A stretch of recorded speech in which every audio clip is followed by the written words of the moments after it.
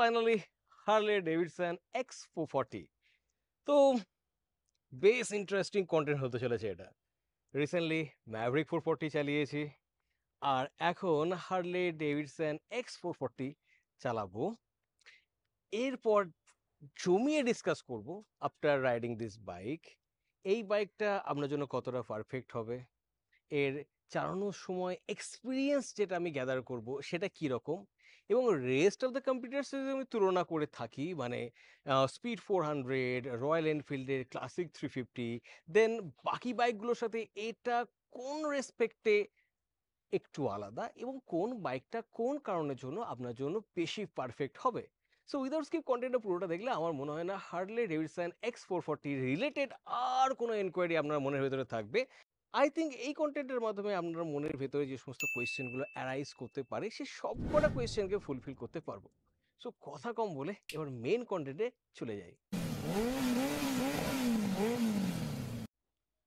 So finally Harley Davidson X440। তো এই বাইকটা সম্পর্কে ডিটেলসে একটা ওয়ার্কআউট ছোট্ট করে আমরা নিয়ে নেব, তারপর এটাকে রাইড করব। তো প্রথমেই যেটা বলে দিই, তিনটে ভেরিয়েন্ট আপনি এখানে পাবেন। ডেনিম, ভিভিড আর এস। ডেনিম ভেরিয়েন্টটাতে আপনি অ্যালয় হুইল পাবেন না, ওখানে আপনি স্পোক হুইল পাবেন।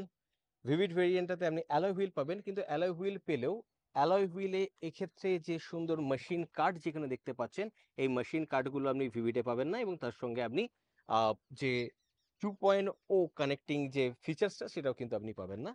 আর এটা আমাদের সামনে যেটা রয়েছে সেটা হচ্ছে এস ভেরিয়েন্ট, এটা টপ ভেরিয়েন্ট এই বাইকটার, এবং এইখানে আপনি এই সুন্দর অ্যালয় হুইলটা পেয়ে যাচ্ছেন, এবং তার সঙ্গে কানেক্ট 2.0 প্যাকেজটাও পেয়ে যাচ্ছেন। 2,59,501 রুপিস এক্স-শোরুম প্রাইস থেকে শুরু হচ্ছে। আর এই টপ ভেরিয়েন্টটার এক্স-শোরুম প্রাইস পড়ছে আমার হোম টাউন বর্ধমানে 2,79,500 রুপিস। তো বাইকটার ফ্রন্ট লুকসটা আপনি যদি দেখেন, ভীষণ একটা সুন্দর লুকস আপনি এখানে পেয়ে যাবেন।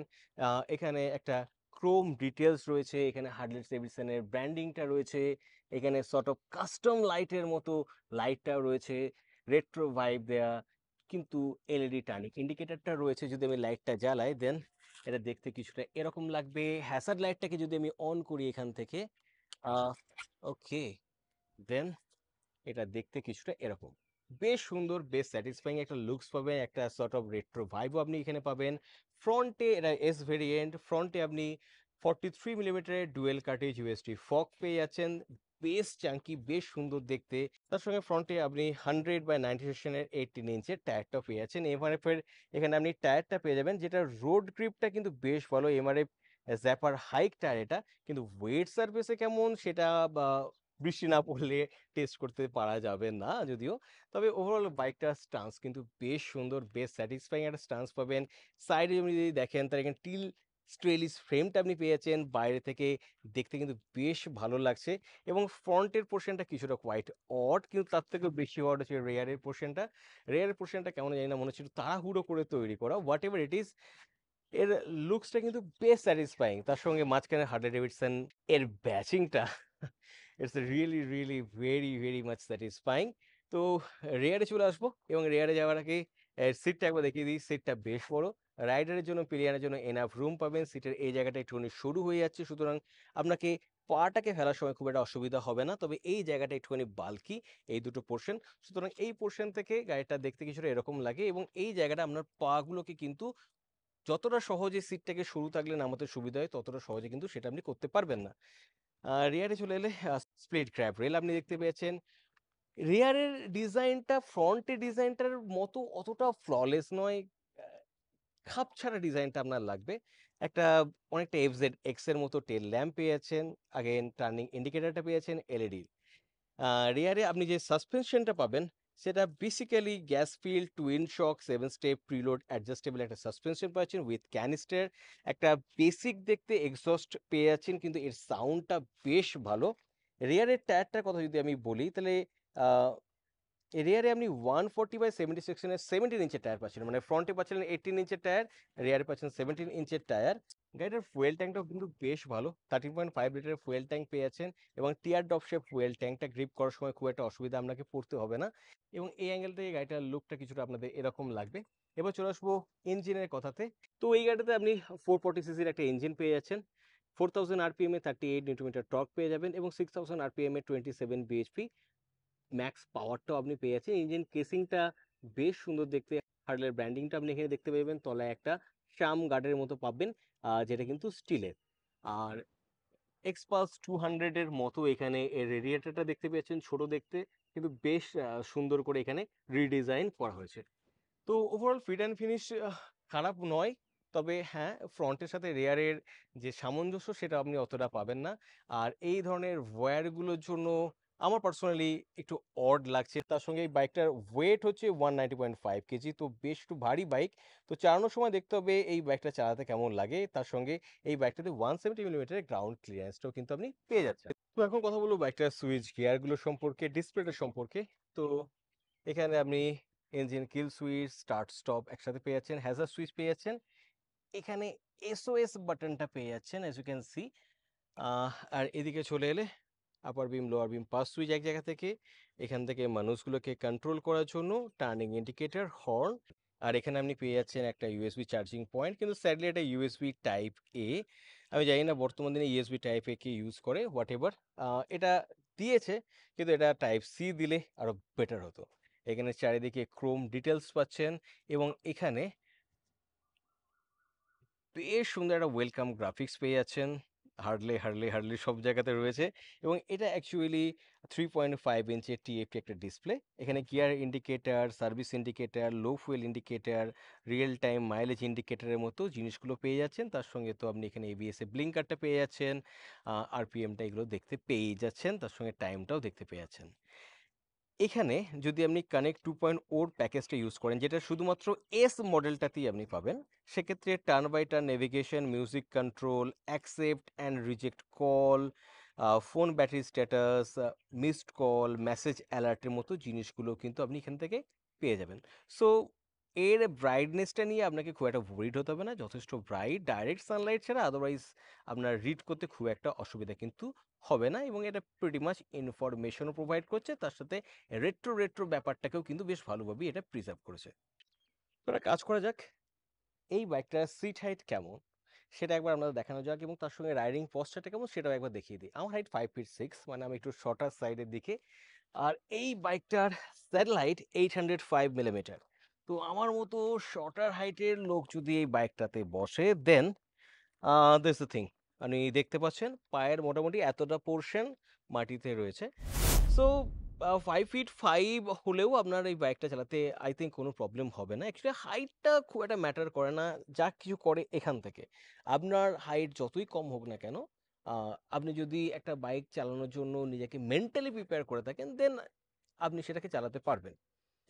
এর হ্যান্ডেল বারটা বেশ ওয়াইড, একটু আমার দিকে চলে আসছে, ফুটপেগের পজিশনটা সেন্টারে রয়েছে এবং এইখান অবধি পৌঁছাতে গেলে আপনাকে একটু স্ট্রেচ হতে হচ্ছে, কিন্তু যে ওভারঅল রাইডিং ট্রায়াঙ্গেল যেটা ফর্ম হচ্ছে সেটা কিন্তু বেশ সুন্দর, বেশ একটু এনগেজিং, তার সঙ্গে বেশ রিল্যাক্স একটা রাইডিং পশ্চার কিন্তু আপনি পেয়ে যাচ্ছেন।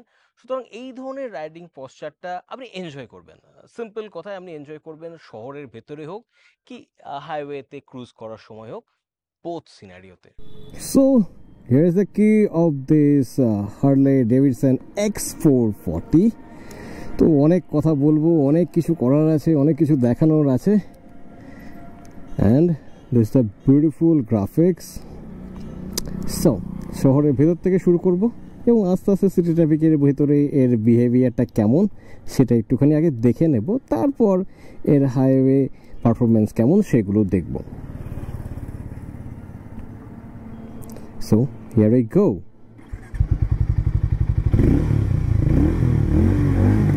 Wow, a deep sound আপনি এখানে পাবেন।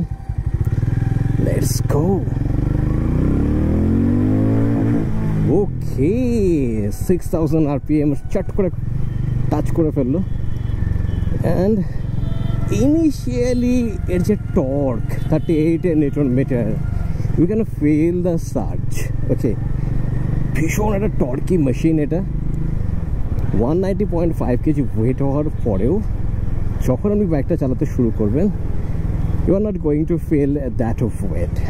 বেশ ইজি ফিল হবে টার্ন করাতে। শহরের ভিতরে যখন যাব তখন আপনি ভালো করে সেটা বুঝতেও পারবেন। এখানে রইল কিছু হাম, যেটা খুব ইজিলি এটা ক্রস করে এলো।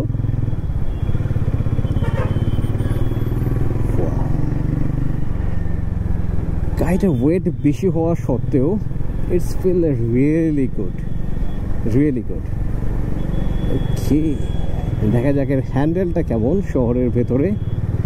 আপনি যখন ব্যস্ত সিটি ট্রাফিকের মধ্যে যাবেন তখন এই বাইকটা কেমনভাবে সেটাকে হ্যান্ডেল করে। Yes, wow, beautiful beautiful handling. শহরের ভেতরে চালাতে আপনার খুব একটা অসুবিধা হবে না। তবে হ্যাঁ, এটা লং স্ট্রোক একটা ইঞ্জিন। তো আপনি যখন শহরের ভেতরে যাবেন তখন সেকেন্ড গিয়ার থার্ড গিয়ার করেই আপনাকে যেতে হবে। থার্ড গিয়ারে 30 স্পিডটা আরামসে ক্যারি করতে পারবেন, তার নিচে গেলে নকিং হবে।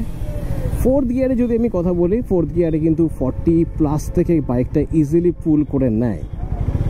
অ্যান্ড এই হচ্ছে শহরের কন্ডিশন।